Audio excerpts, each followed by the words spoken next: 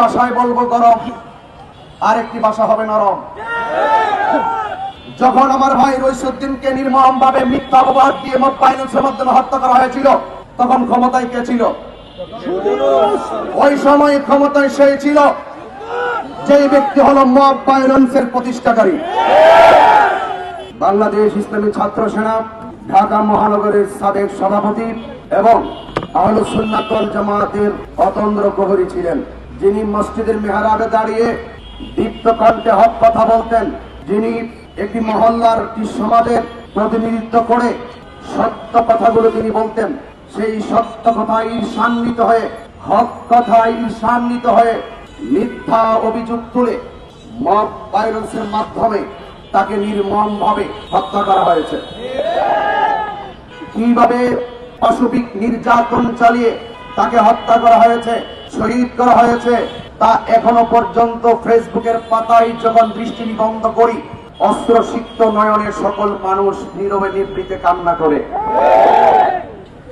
সাধারণ জনতার হৃদয়ে যদি এই অস্ত্র যুগলের পানি দেখে এত বিগলিত হয়, না জানি তার বিধবা স্ত্রী কেমন কান্না বিচলিত কণ্ঠে রাত দিন পার করে, না জানি তার সন্তান কিভাবে দিন রাত পার করে। একজন মা তার সন্তান হারিয়েছে, একজন স্ত্রী তার স্বামীকে হারিয়েছে, সুন্নি জনতা একটি নিবেদিত প্রাণকে হারিয়েছে। আমরা এই চিত্র দেখে আর বরদাস্ত করতে পারি নাই। আমরা বিগত একটি বছর হয়ে গেল প্রশাসনের কাছে আমরা অপরাধীদের শাস্তি দাবি করেছি। প্রশাসন মামলাটা নিতে অনেক দেরি করেছে। দৃশ্যমান আসামিরা প্রকাশ্য মব ভায়োলেন্সের মাধ্যমে আমার ভাই রইসুদ্দিনকে হত্যার পরেও কেন মামলা নেওয়া হয়নি, কেন মামলা নিতে দেরি করেছিল?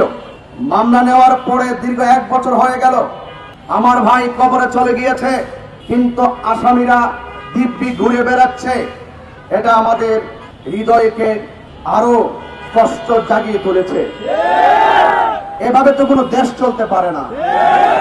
আমি আজকে দুটি ভাষায় কথা বলবো, একটি ভাষায় বলবো গরম, আরেকটি ভাষা হবে নরম। নরম ভাষার কথাকে যদি ভদ্রতা মনে করা হয়, তাহলে ইনশাআল্লাহ সেই নরম ভাষায় একদিন আবার গরম হয়ে যাবে। গরম ভাষা যদি কথা বলতে চাই, হক কথা যদি দায়িত্বহীন কণ্ঠে বলতে চাই, যখন আমার ভাই রইসুদ্দিনকে নির্মমভাবে মিথ্যা অপবাদ দিয়ে মব ফাইন্যান্সের মাধ্যমে হত্যা করা হয়েছিল, তখন ক্ষমতায় কে ছিল?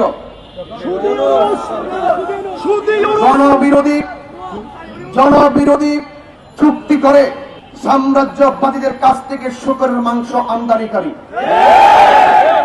ওই সময় কে ক্ষমতায় ছিল? ওই সময় ক্ষমতায় সেই ছিল যেই ব্যক্তি হলো মব ভায়োলেন্সের প্রতিষ্ঠাকারী। ওই সময় যে ক্ষমতায় ছিল সে হলো এই বাংলাদেশের শান্তিপ্রিয় দেশে খুনের রাজ্য কায়েমকারী। সেই মহাজন এখন এতেকাবে বসছে। এতেকাবে বসে পার পাওয়া যাবে না।